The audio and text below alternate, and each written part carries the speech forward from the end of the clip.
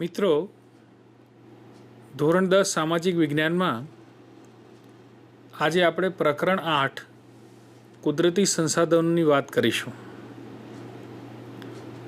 મિત્રો, સંસાધન શબ્દ તમે લગભગ પ્રાથમિક શાળાના વિજ્ઞાનમાં ક્યાંક ક્યાંક પર્યાવરણમાં સાંભળીને આવ્યા છો. સંસાધન એટલે શું તેનો થોડો પરિચય મેળવી અને આપણે આજના પ્રકરણની શરૂઆત કરીશું. સંસાધન અને કુદરતી સંસાધન તો આપણને એવી અનેક ચીજો આપણી આસપાસ પડી છે જે આપણા ઉપયોગમાં આપણે લઈએ છીએ, ખોરાક તરીકે, ઉદ્યોગોના કાચા માલ તરીકે કે અન્ય રીતે. એ બધી ચીજો એ સંસાધન છે. એમ જોઈએ તો આ કુદરતમાં હજારો તત્વો પડ્યા છે, અનેક ચીજો પડી છે, પરંતુ જ્યાં સુધી એ માનવ દ્વારા ઉપયોગમાં ન લેવાય ત્યાં સુધી એ સંસાધન નથી. આવો મિત્રો, આપણે કેટલાક ચિત્રોની મદદથી આ વાતને જાણીએ. અહીંયા તમને એક આકૃતિ દેખાય છે. વિશાળ આકાશની પશ્ચાત ભૂ અને આગળ એક હથેળીમાં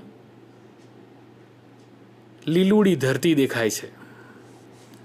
મિત્રો, તમે જુઓ, સમુદ્ર કિનારા, હરિયાળી, જમીનો, પવન ઉર્જા, વૃક્ષો, મત્સ્ય સંપત્તિ, વિવિધ પ્રકારના પક્ષીઓ, આ બધું આપણી સૃષ્ટિ છે. અને આ સૃષ્ટિની અનેક ચીજો આપણે આપણા ઉપયોગમાં લઈએ છીએ ત્યારે આપણો જીવન નિર્વાહ શક્ય બને છે. તો જે ચીજોને મનુષ્ય દ્વારા ઉપયોગમાં લેવાય છે એ બધી ચીજો એ સંસાધન છે.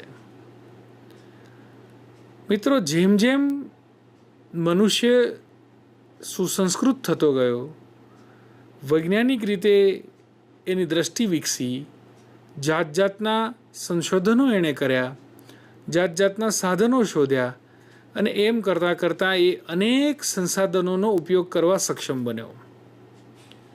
માની લો કે વર્ષો પહેલાં આપણી પાસે પૃથ્વીમાં શારકામ કરીને ઊંડા પાતાળ કૂવા બનાવવાની સગવડ નહોતી, અથવા આપણી પાસે આવડત નહોતી કે એવા સાધનો નહોતા. ત્યારે આપણે સૌ ખનિજ તેલના ઉપયોગથી વંચિત હતા. પરંતુ જ્યારે મનુષ્યે ધરતીની અંદર ઊંડું શારકામ કરીને ખનિજ તેલ બહાર કાઢવાનું શીખી લીધું, પછી એના અનેક ઉપયોગો કરતા થયા. તો જેમ જેમ મનુષ્યની ક્ષમતા વધતી જાય છે એમ એમ સંસાધનોનો ઉપયોગ વધતો જાય છે, સંસાધનોની સંખ્યા પણ વધતી જાય છે. સંસાધન એટલે શું, જો એવું આપણને પરીક્ષામાં પૂછાય તો આપણે એટલું યાદ રાખવું જોઈએ કે માનવીની જરૂરિયાતને ઓછા વત્તા અંશે જે સંતોષે છે, માનવી દ્વારા ઉપયોગમાં લેવાય છે, માનવી તેના પર આશ્રિત કે નિર્ભર હોય, આપણી જુદી જુદી જરૂરિયાતોની પૂર્તિ માટે, એટલે જરૂરિયાતોને પૂરી કરવા માટે જેનો આપણે ઉપયોગ કરીએ છીએ એ બધા જ સંસાધનો છે. વિદ્યાર્થી મિત્રો, તમને લાગશે કે સંસાધન કોને કહેવાય? સંસાધનો એક એવી વસ્તુ છે કે જે આપણા દ્વારા ઉપયોગમાં લેવાય, જેના ઉપર આપણે આશ્રિત હોઈએ. રોજ સવારથી સાંજ સુધીની આપણી દિનચર્યામાં આપણે અનેક સંસાધનોનો ઉપયોગ કરીએ છીએ. સંસાધન બનવાની પ્રક્રિયા કેવી હોય? તો સંસાધન બનવાની પ્રક્રિયા એ 3 તબક્કામાં છે: કુદરત, માનવ અને સંસ્કૃતિ. આ ત્રણેયનો પરસ્પર પ્રક્રિયા થાય ત્યારે સંસાધન બને છે. કુદરત સંસાધનને ઉપલબ્ધ કરાવે છે, માનવ એના જુદા જુદા ઉપયોગ શોધે છે અને એના દ્વારા માનવ, કુદરત અને સંસ્કૃતિ આ પ્રક્રિયા દ્વારા સંસાધન બને છે. આજથી વર્ષો પહેલાં આપણી જ્યારે આવડત નહોતી ત્યારે આપણે અનેક સંસાધનોનો ઉપયોગ નહોતા કરી શકતા. પણ જેમ જેમ આપણું વૈજ્ઞાનિક અને તકનિકી જ્ઞાન વધતું જાય છે એમ અનેક સંસાધનોના આપણે ઉપયોગ કરતા થઈ ગયા છીએ. અને હજી પણ ભવિષ્યમાં અનેક જેવી ચીજો છે, અનેક એવી અજ્ઞાત બાબતો છે જેનો આપણે સંસાધન તરીકે ઉપયોગ કરીશું. એની પૂર્વશરત એટલી છે કે આપણું વૈજ્ઞાનિક રીતે, તકનીકી રીતે વિકાસ થવો જોઈએ. મિત્રો, સંસાધનના જુદા જુદા ઉપયોગો છે.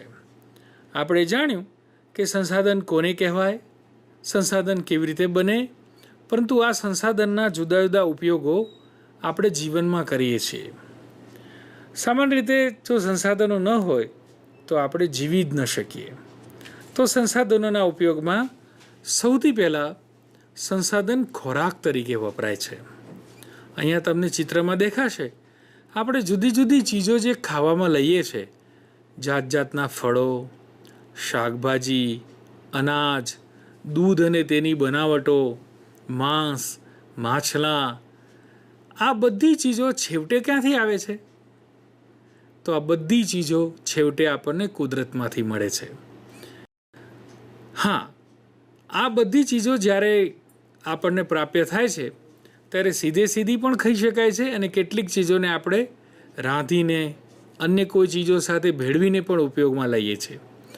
મિત્રો, મધમાખી દ્વારા બનતું મધ પણ એક સંસાધન જ છે જેને આપણે ખોરાક તરીકે વાપરીએ છીએ. અનેક જાતની વાનગીઓની પાછળ જાત જાતના અનાજ, કઠોળ, તેલીબિયાં, મસાલા, આ બધું જો ન હોય તો વાનગીઓ વિના આપણું જીવન કેવું બની જાય? તદ્દન નીરસ થઈ જાય. અને મિત્રો, ખોરાક ન હોય તો આપણે જીવી પણ ન શકીએ. તો આપણા જીવન ગુજરાન માટે સૌથી પાયાની જરૂરિયાતોમાં ખોરાક પણ છે, અને ખોરાક આપણને સંસાધનો દ્વારા ઉપલબ્ધ થાય છે. બીજો સંસાધનનો ઉપયોગ છે કાચા માલ તરીકે. જાત જાતની ચીજો કાચા માલ તરીકે આપણને પ્રાપ્ય થાય છે.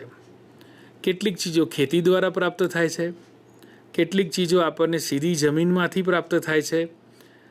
તો આપણને પશુઓ દ્વારા ઊન પ્રાપ્ત થાય છે, માંસ પ્રાપ્ત થાય છે, જમીનમાંથી કાચી ખનિજો પ્રાપ્ત થાય છે, ચામડા આપણને મળે છે, જંગલો આપણને અનેક પેદાશો આપે છે, જેના દ્વારા આપણે કેટલાક ઉદ્યોગોને ચલાવી શકીએ છીએ. માની લો કે લોખંડ પોલાદ ઉદ્યોગનો કાચો માલ છે કાચું લોખંડ, જે આપણને ધરતીમાંથી પ્રાપ્ત થાય છે. આપણે વસ્ત્રો બનાવવા માટે ઊનનો ઉપયોગ કરીએ છીએ તો એ આપણને પ્રાપ્ત થાય છે પશુઓ પાસેથી. તો આવી અનેક ચીજો જે છે જે આપણને કાચા માલ તરીકે પ્રાપ્ય બને છે, એટલે કાચા માલને પણ સંસાધનો ઉપલબ્ધ કરાવે છે. કાચા માલનો એક બહુ જ મહત્ત્વનો સ્ત્રોત છે. જો એ ન હોય તો આપણા ઉદ્યોગો અટકી પડે અને એની સીધી અસર રોજગારી ઉપર પણ થાય. સંસાધનનો ત્રીજો ઉપયોગ છે શક્તિ સંસાધનો તરીકે. શક્તિ સંસાધનો એટલે જેમાંથી આપણને ઉર્જા મળે છે.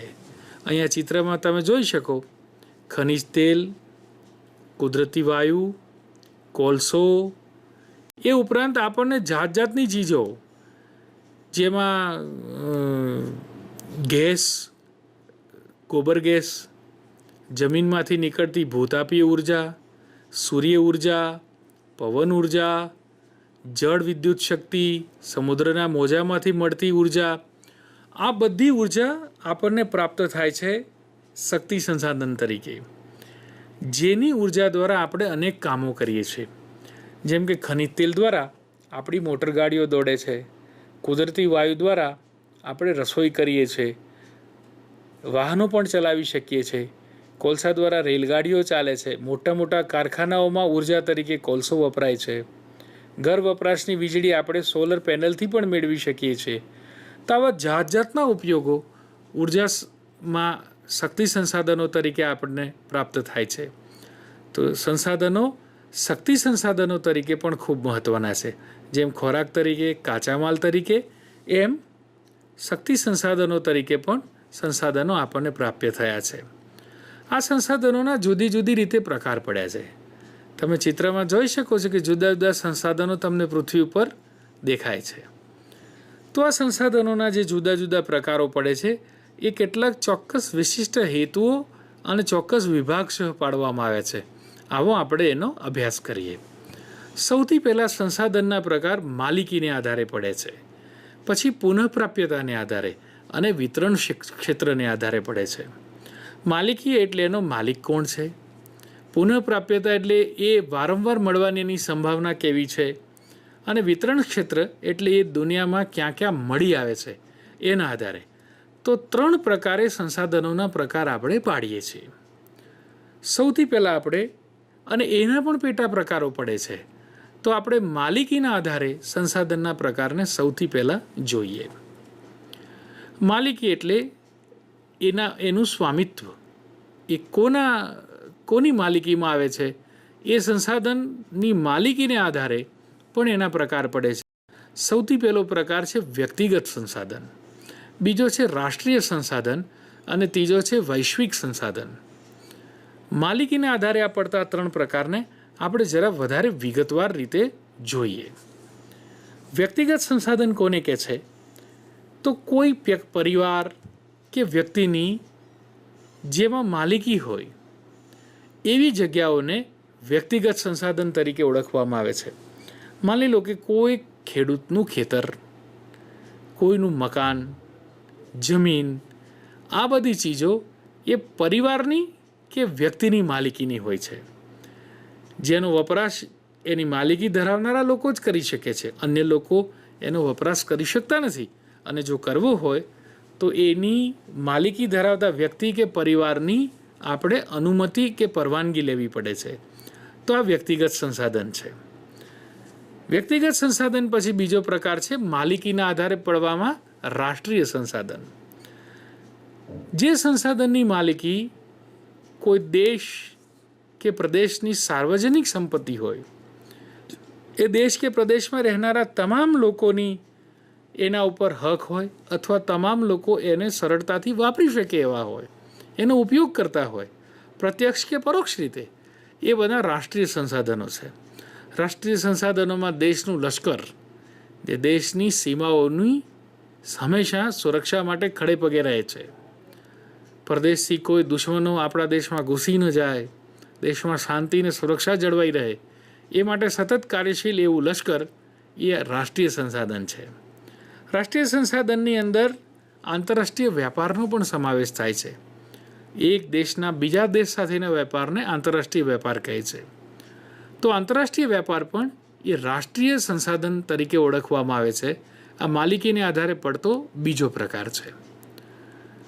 મિત્રો, ત્રીજો પ્રકાર પડે છે જેને વૈશ્વિક સંસાધન તરીકે ઓળખવામાં આવે છે. એવી સંપત્તિ કે જેનો ઉપયોગ દુનિયાના તમામ માનવ સમાજ અથવા માણસોના કલ્યાણ માટે જેને વાપરી શકાય, એવી સંપત્તિ એ વૈશ્વિક સંસાધન છે. તો સમગ્ર દુનિયાની ભૌતિક અને અભૌતિક એવી તમામ સંપત્તિ જેને વૈશ્વિક સંસાધન કહીએ છીએ, પણ પૂર્વ શરત એટલી છે કે એ માનવના કલ્યાણ અર્થે વાપરવાની હોય. આપણે ત્યાં એન્ટાર્કટિકા નામનો એક ખંડ છે. તમે અગાઉના ધોરણોમાં એના વિશે શીખ્યા હશો, અને ક્યારેક જ્ઞાન વિજ્ઞાન વિશે છાપાઓમાં કે જુદા જુદા સામાયિકોમાં તમે વાંચતા હો ત્યારે પણ આ ખંડની વાત આવે છે. 12 મહિના બરફથી છવાયેલો રહેતો આ ખંડ એ વૈશ્વિક સંસાધન છે, કારણ કે તે કોઈ વ્યક્તિગત દેશની માલિકી નથી, પરંતુ સમગ્ર માનવજાતની સહિયારી માલિકી એને ગણવામાં આવી છે. તો એ વૈશ્વિક સંસાધન છે. મિત્રો, આપણે સંસાધનના માલિકીને આધારે 3 પ્રકારો જોયા. જરા એનું પુનરાવર્તન કરી લઈએ. જો તમને સ્ક્રીન ઉપર વંચાશે. સૌથી પહેલાં વ્યક્તિગત સંસાધન, જેની માલિકી વ્યક્તિ કે પરિવારની હોય. બીજું છે રાષ્ટ્રીય સંસાધન, જે કોઈ દેશ કે પ્રદેશની સાર્વજનિક સંપત્તિ હોય. અને ત્રીજું છે વૈશ્વિક સંસાધન, જે સમગ્ર દુનિયાની ભૌતિક અને અભૌતિક એવી તમામ સંપત્તિ માનવ સમાજના કલ્યાણ માટે વાપરવાની હોય, એ બધા વૈશ્વિક સંસાધનો છે. મિત્રો, પરીક્ષામાં જો આપણને હેતુલક્ષી પ્રશ્નમાં પૂછાય કે વ્યક્તિગત સંસાધન કોને કહે છે, અને એની નીચે 4 વિકલ્પો આપ્યા હોય, તો આપણે સાચો વિકલ્પ લખીશું કોઈ વ્યક્તિ કે પરિવારની માલિકી. તો આ સંસાધનો માલિકીને આધારે જે વિગતો છે એમાંથી નાના સવાલો પણ પૂછાઈ શકે છે, અને 2 માર્ક્સમાં મોટો સવાલ પણ પૂછાઈ શકે કે એના આધારે પડતા વિભાગો જણાવો.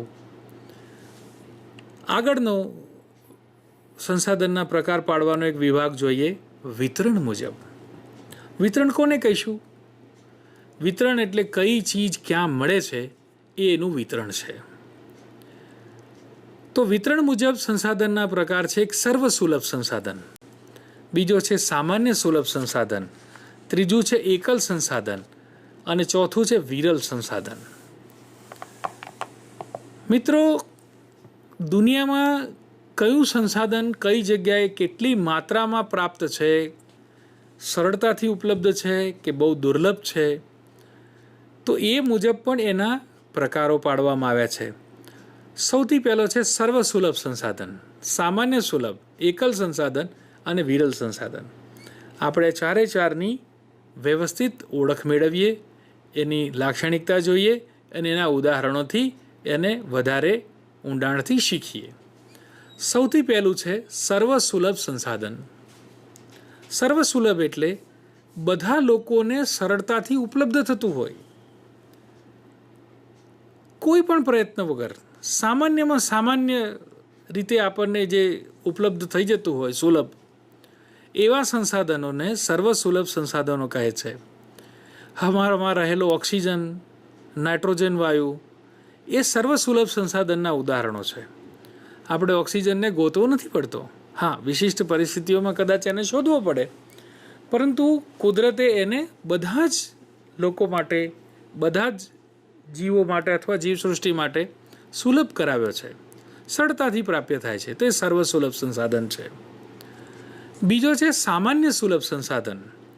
એમાં એવા આવે છે જે સામાન્યપણે આપણને મળતા હોય. પાણી છે, જમીન છે, ગોચર છે. તો આ બધી ચીજો આપણને સામાન્ય રીતે સુલભ હોય છે. હા, કેટલાક પ્રદેશો એવા છે જ્યાં પાણી દુર્લભ હોય, કેટલાક પ્રદેશો એવા છે કે જ્યાં ગોચર દુર્લભ હોય, પરંતુ મોટે ભાગે આપણને આ ચીજો સામાન્ય રીતે સરળતાથી પ્રાપ્ત થઈ જાય છે અને સામાન્ય રીતે દરેક ક્ષેત્રમાં એની હાજરી જોવા મળે છે. તો એ સામાન્ય સુલભ સંસાધન છે. સુલભ કરતાં સામાન્ય સુલભ પ્રમાણમાં જથ્થાની દ્રષ્ટિએ પણ ઓછા છે. પેલા તો સર્વવ્યાપ્ય છે. પછી છે વિરલ સંસાધન. વિરલ શબ્દ જ આપણને સમજાવે છે કે કંઈક વિશેષ મહત્ત્વ ધરાવતા હશે. વિરલ સંસાધન એટલે જેના પ્રાપ્તિ સ્થાનો મર્યાદિત હોય. દુનિયામાં બધી જગ્યાએ મળે નહીં, અમુક જ જગ્યાએ મળે. તો એવી જે ચીજો કે ખનિજો છે એ વિરલ સંસાધન છે. જો અહીંયા આપણને જે ચિત્રમાં દેખાય છે, સૌથી પહેલાં છે કોલસો, નીચે છે ખનિજ તેલ, સોનું. આ મિત્રો તાંબાની ઓગાળેલું તાંબુ છે, શુદ્ધ કર્યા પછી. એની કોઈ ચીજો બનાવી નથી, પણ આ શુદ્ધ તાંબાના ગઠ્ઠા છે. કાચી ધાતુમાંથી શુદ્ધ કર્યા પછી સૌથી પહેલાં એ આ સ્વરૂપે હોય છે, પછી એમાંથી જાત જાતની ચીજો બને. અને નીચે છે યુરેનિયમ. યુરેનિયમ એ રેડિયોધર્મી ધાતુ છે, જેના વિશે તમે જાણો છો, અને ઉર્જાનું બહુ જ મહત્ત્વનું સંસાધન આજના યુગમાં એ પુરવાર થઈ રહ્યું છે. પણ આ બધી ચીજો બધે નથી મળતી.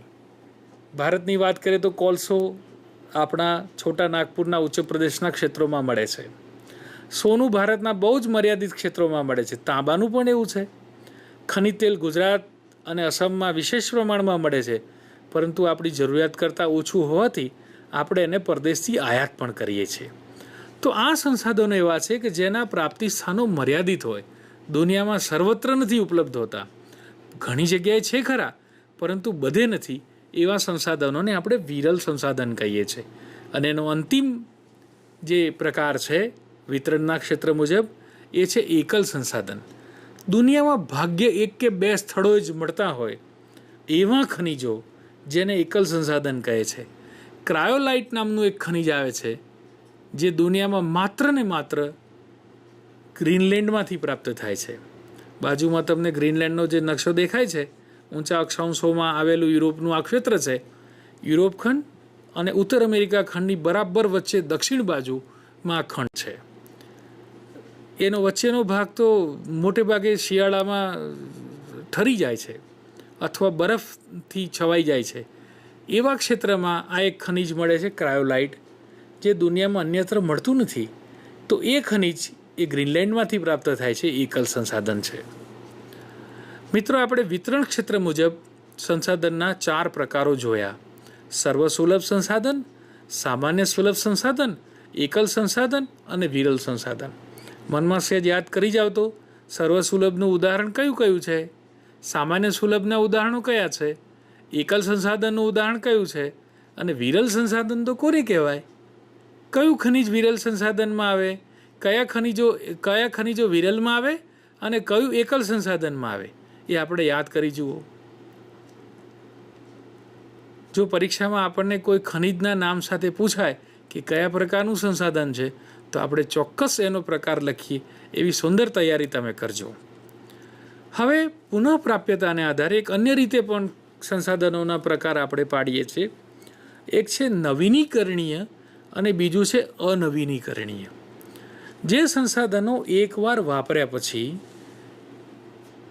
સમાપ્ત થઈ જાય છે, પૂરા થઈ જાય છે, એનો પુનઃ ઉપયોગ શક્ય નથી, એવા સંસાધનો અનવીનીકરણીય સંસાધનો છે. જે સંસાધનો અખૂટ છે, એ જાતે જ પોતાના વપરાશી હિસ્સાની પૂર્તિ કરી દે છે, એવા સંસાધનો નવીનીકરણીય છે. નવીનીકરણીય સંસાધનમાં જંગલો, સૂર્યપ્રકાશ, પશુ પક્ષી વગેરે આવે. જ્યારે અનવીનીકરણીયમાં ખનિજ કોલસો, પેટ્રોલિયમ, કુદરતી વાયુ આ બધા અનવીનીકરણીય છે. એકવાર ખનિજ કોલસાને આપણે વાપરીએ, ખનિજ કોલસાની રાખ થઈ જાય પછી એનો પુનઃ ઉપયોગ નથી થઈ શકતો. એક વખત આપણે ગાડીમાં પેટ્રોલ પૂરીએ, પેટ્રોલ બાળી નાખીએ, પછી એ પેટ્રોલનો પુનઃ ઉપયોગ નથી કરી શકતા. કુદરતી વાયુનું પણ એવું જ છે. જ્યારે નવીનીકરણીય સંસાધનો સ્વયં એ તો કાં તો અખૂટ હોય, કાં તો જે હિસ્સો વપરાયો છે એની પૂર્તિ કરવાની એની ક્ષમતા હોય. જંગલો છે, સૂર્યપ્રકાશ છે, પશુ પક્ષીઓ છે, એ સતત પોતાની વૃદ્ધિ કરીને અખૂટ રહી શકે છે. તમને ઘણીવાર એમ થશે કે જંગલો અખૂટ હોય તો આ જંગલો ઓછા કેમ થઈ ગયા? પણ જંગલો જે હદે પોતાની વપરાશની પૂર્તિ કરે છે એના કરતાં વધારે ગતિએ આપણે એને કાપી કાઢીએ છીએ. કોઈ ઝાડ હોય એની રોજ 2 ડાળી ફૂટવાની ક્ષમતા હોય અને હું 4 ડાળી કાપી નાખું તો સરવાળે એ વૃક્ષનું અસ્તિત્વ શૂન્ય થઈ જશે, એ વૃક્ષ સુકાઈ જશે. જંગલોનું પણ માણસો એવું કર્યું છે. એમાંથી એટલી બધી ચીજો અમર્યાદિત રીતે, અવિવેકી રીતે આપણે વાપર્યા કરી એટલે જંગલો હવે લગભગ ઓછા થવા માંડ્યા છે. આના પછીનું જે પ્રકરણ છે એ વખતે તમે જંગલોને લગતી ઘણી બધી વાતો જાણશો. સૂર્યપ્રકાશની વાત કરીએ તો સૂર્યપ્રકાશ એ અખૂટ ઉર્જાનો સ્ત્રોત છે. એ હંમેશા આપણને ઉર્જા આપે છે. એટલે સૂર્યપ્રકાશને પણ નવીનીકરણીય સંસાધન ગણીએ છીએ. પશુ પક્ષીઓ પણ સ્વયં પોતાની પ્રજોત્પત્તિ કરીને વપરાશી હિસ્સાનું એ ભરપાઈ કરે છે. તો નવીનીકરણીય અને અનવીનીકરણીય એના ઉદાહરણોથી તમને એનો પૂરેપૂરો ખ્યાલ આવી ગયો છે, એની સંકલ્પના સમજાઈ ગઈ છે. મિત્રો, જે સંસાધનો ફરીથી આપણે ઉપયોગમાં લઈ શકીએ છીએ, વારંવાર ઉપયોગમાં લઈ શકીએ, એ બધા નવીનીકરણીય છે અને જેને આપણે ફરી નથી લઈ શકતા એ અનવીનીકરણીય છે. મિત્રો, સંસાધનોનું આયોજન અને સંરક્ષણ એટલે શું? સંસાધનો વિશે જો આપણે ગંભીરતાથી નહીં વિચારીએ તો આવતા દિવસોમાં સંસાધનો ખૂટી પડશે. સંસાધનો છેલ્લા 100 વર્ષની જ આપણે વાત કરીએ તો કોલસો, પેટ્રોલિયમ, કોલસો એટલે ખનિજ કોલસો, જેના સ્ત્રોત આપણે લગભગ પૂરા કરવા આવ્યા છીએ. જો નવા ખનિજ તેલના સ્ત્રોત અને કૂવાઓ નહીં શોધીએ, નવા સ્થાનો નહીં શોધીએ તો આવતા થોડા જ દાયકાઓમાં પૃથ્વી પરનું લગભગ બધું જ ખનિજ તેલ પૂરું કરી દઈશું. ખનિજ કોલસો પણ માંડ એકાદ સદી ચાલે એટલો જ બચ્યો છે હવે આપણી પાસે. એટલે આપણે એના નવા ક્ષેત્રો શોધવા પડશે અથવા તો નવા ઉર્જા સ્ત્રોતો તરફ નજર દોડાવવી પડશે. અને આ પરિસ્થિતિ વિશે જો આપણે ગંભીરતાથી નહીં વિચારીએ તો ભયંકર મુશ્કેલી થવાની છે. આપણી જરૂરિયાતો અમર્યાદિત છે. તમે અગાઉની તુલનામાં જુઓ, આજે કેટલા બધા વાહનો છે, ઉર્જા કેટલી બધી વપરાય છે. મકાનો, પ્રકાશ માટે, ઠંડક કરવા માટે એસી ચલાવીએ, જાત જાતની ચીજો આપણે વાપરીએ છીએ અને આ બધી ચીજો માટે ઉર્જા જોઈએ છે અને ઉર્જા એ સંસાધનોથી ઉપલબ્ધ થાય છે. આજે વિજ્ઞાન અને ટેકનોલોજીનો એટલો બધો વિકાસ થયો છે કે આપણે ઉર્જાનો વપરાશ દિન પ્રતિદિન સતત વધતો જાય છે. વસ્તી એટલી બધી વધી છે કે વસ્તીથી ભયંકર વિસ્ફોટ થવાને લીધે પણ સંસાધનો બહુ જ વપરાયા છે. ભવિષ્યમાં ખૂબ માઠા પરિણામો આવશે, એટલે આગલી પેઢી માટે આપણે વિચારવું પડશે. નહીં તો આવનારી પેઢી માટે આપણે ખનિજ તેલ, કોલસો જેવા કુદરતી ઉર્જા સ્ત્રોતોને તો લગભગ પૂરા કરી દઈશું. આ ખનિજોનું આ સંસાધનોનું સંરક્ષણ કરવું, એનો વિવેકથી ઉપયોગ કરવો, એને માટે શબ્દ વપરાય છે સંસાધનોનું સંરક્ષણ. માત્ર ખનિજો જ નહીં, બધા જ સંસાધનોનું સંરક્ષણ કરવું, જેથી કરીને લાંબા સમય સુધી આપણે એને વાપરી શકીએ. એનું આયોજન કરવું, એને સંરક્ષણ કહીએ છીએ. આ સંરક્ષણમાં કઈ કઈ બાબતો જળાયેલી હોય? તો સંભવિત અને વપરાયેલા સંસાધનોનો આપણે અંદાજ કાઢવો જોઈએ. એનું વૈજ્ઞાનિક ઢબે દોહન કરવું જોઈએ. વપરાશ પણ અનિવાર્ય હોય ત્યાં જ કરવો જોઈએ. વપરાશ કરકસરથી થાય, એની માત્રા વધારી શકાય એના માટે પ્રયત્ન કરવો જોઈએ કે સંસાધનો વધારે પ્રમાણમાં બચી શકે. ધારો કે જંગલ સંસાધન છે તો આપણે એ પ્રકારે એ નવા જંગલો ઊભા કરવા પ્રયાસ કરવો જોઈએ અને વર્તમાનના ઉપલબ્ધ સંસાધનો છે એને જાળવવા પ્રયાસ કરવો જોઈએ. જે સહજ ઉપલબ્ધ છે, સસ્તા છે, એ સંસાધનોને પણ કરકસરથી વાપરવા જોઈએ, કારણ કે ભવિષ્યમાં એ ખૂટી પડશે. મિત્રો, એક બહુ જ વપરાતું સંસાધન છે જમીન છે. હવે આ જમીન કેવી રીતે બની છે એ આકૃતિ જોતાં તમને ખ્યાલ આવશે કે આ જમીન બની છે કેવી રીતે. જુઓ, અહીંયા સૌથી પહેલાં આ પૃથ્વી પર ખડકો હતા. આ પૃથ્વી લાવામય પૃથ્વી જ્યારે ઠરી ત્યારે લાવામાંથી સૌ પ્રથમ એણે ખડકોનું સ્વરૂપ ધારણ કર્યું. આ ખડકો ઉપર ધીમે ધીમે બાહ્ય પરિબળોએ અસર કરી. એમાં ગરમી, ઠંડી, વરસાદ, પવન, વહેતું પાણી વગેરે અથવા વનસ્પતિ, આ બધાને લઈને એ ખડકો ધીમે ધીમે તૂટ્યા. ખડકોના ટુકડા એથી વધારે નાના થયા. આ ખડકો ઘસાતા ગયા. આ ખડકોનો જે પાવડર અથવા ચૂર્ણ બન્યું એની ઉપર વનસ્પતિ ઉગી. આ વનસ્પતિના મૂળિયાને લઈને પણ કેટલાક ખડકો તૂટવાની પ્રક્રિયા વિશેષ થઈ. આ વનસ્પતિ પોતાનું આયુષ્ય પૂરું થતાં નષ્ટ થઈ. એના સડવાથી અનેક પદાર્થો આ ચૂરામાં ઉમેરાયા, જે સેન્દ્રિય પદાર્થો છે. ખડકોનો જે ભૂકો છે એ ભૌતિક પદાર્થ છે, જ્યારે એની અંદર જેની ફળદ્રુપતાનો આધાર છે એ બધું વનસ્પતિ કે બીજા સડી શકે એવા પદાર્થોના સડવાથી આવ્યા અને આમ જમીન બની. જમીનની સ્તરરચના જોઈએ તો ઉપરથી ખોદતા ખોદતા નીચે જઈએ. તમે તમારી શાળાની આજુબાજુ, ઘરની આજુબાજુ કે ગામમાં ક્યારેક મોટા મકાનો બને ત્યારે એના પાયા ખોદાતા જોયા હશે. પાયા ખોદાતા જોયા હોય તો તમે જોયું છે ઉપરના ભાગે સહેજ બદામી કલર અથવા કાળી જમીનો, અને ક્રમશઃ જેમ નીચે જઈએ એમ એનો રંગ ભૂખરો થતો જાય છે. થોડાક ઊંડે જઈએ કાંકરી આવવાની શરૂ થાય છે, અને એથી પણ ખૂબ ઊંડે જઈએ એટલે પથ્થરો આવવાના શરૂ થાય છે. તો મિત્રો, તમે જોયું છે કે શરૂઆતમાં સમગ્ર પૃથ્વી ઉપર પથ્થરોનું આવરણ હતું. પથ્થરો તૂટતા તૂટતા ધીમે ધીમે આજે જે દેખાય છે એ પ્રકારની જમીનની સ્તર રચના અસ્તિત્વમાં આવી છે. આ જમીનનું જે સૌથી ઉપરનું પડ છે એ પડમાં ફળદ્રુપતા છે. તમે કોઈ પણ ક્ષેત્રની જમીનોને જો ઉપરથી છોલી નાખીએ, ઉપરના 1-2 ફૂટ જમીનને આપણે ખોદી કાઢીએ તો એની ફળદ્રુપતા ઓછી થઈ જાય છે.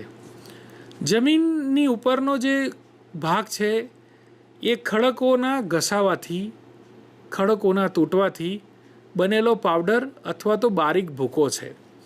અને આ બારીક ભૂકાને વનસ્પતિ, જીવજંતુઓ એનું હજી પણ વધારે વિઘટન કરીને એને વધારે બારીક કરે છે. અને આ બારીક થયા પછી જે બને છે એ આજની જમીન બને છે. પણ એ જમીનની અંદર મહત્ત્વનું દ્રવ્ય જો કોઈ હોય તો એ સેન્દ્રિય તત્વ છે, જેનાથી એની ફળદ્રુપતા એના ઉપર આધાર રાખે છે. જે જમીનોમાં સેન્દ્રિય તત્વોની ઉણપ છે એ જમીનો પ્રમાણમાં ઓછી ફળદ્રુપ ગણાય છે. જેમાં સંતુલિત સેન્દ્રિય દ્રવ્યો છે એ જમીન ફળદ્રુપ છે અને એમાં સારા પાકો પકવી શકાય છે. આ જમીન નિર્માણની જે આખી પ્રક્રિયા છે એ જમીન નિર્માણની પ્રક્રિયાની અંદર આપણે જોઈએ તો ઉપરનું પડ જેને આપણે જમીન તરીકે ઓળખીએ છીએ, ભૂસપાટીનું ઉપલું પડ. પૃથ્વીના પોપડા ઉપર અનેક કણોનું બનેલું આ પાતળું પડ હોય છે, જેમાં ખનિજો છે, ભેજ છે, હ્યુમસ એટલે સેન્દ્રિય તત્વો, હવા, પાણી આ બધું ભળેલું હોય છે. એ મૂળ ખડકોના ધોવાણથી આ જમીન બને છે. જમીન બનવા માટેની આખી પ્રક્રિયા એના રંગ, આબોહવા, માતૃ ખડકો, કણરચના અને ફળદ્રુપતા આ બધા ભેગા થાય ત્યારે જમીન બને છે. આ એના લક્ષણો છે. કોઈ પણ જમીનના અંદર આટલા લક્ષણોથી એનો પ્રકાર બંધાય છે. સૌથી પહેલી બાબત છે રંગ. જમીનનો રંગ જોતાં જ અનુભવી માણસો કહી દે છે કે આ પ્રકારે આ જમીન આ પ્રકારની છે. આબોહવા, માતૃ ખડકો, કણ રચના અને ફળદ્રુપતા. કોઈ પણ જમીનનો પ્રકાર નક્કી કરવો હોય તો આ 5 બાબતોને ધ્યાનમાં લેવામાં આવે છે. રંગ જે દેખીતી રીતે જ આપણે જોઈએ છે, ભૂખરો હોય, કાળો હોય, બદામી કલરનો હોય, ક્યારેક લાલ પણ હોય. જે પ્રદેશની જેવી આબોહવા, આબોહવામાં માત્ર ગરમી ઠંડી નહીં, વરસાદનો પણ એમાં સમાવેશ થાય છે.